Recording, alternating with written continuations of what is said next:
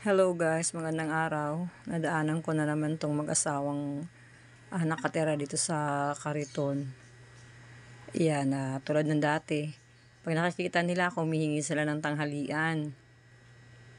Yan, sabi niya, pahingi na naman daw ng tanghalian. Sabi ko, sige, maghintay kayo dito at kukuha na lang ako sa bahay. Kasi marami akong sinaing at meron ako doon daing na bangus na pirito.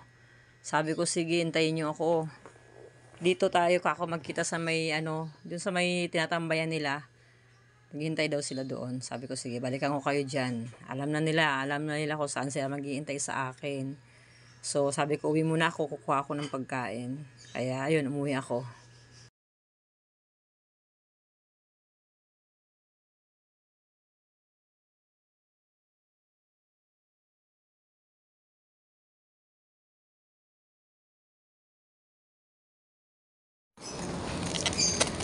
Atid ko na to.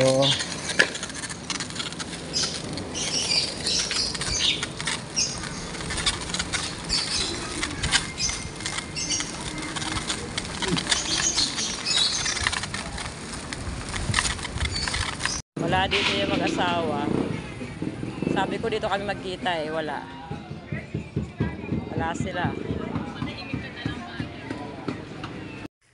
So yun na nga.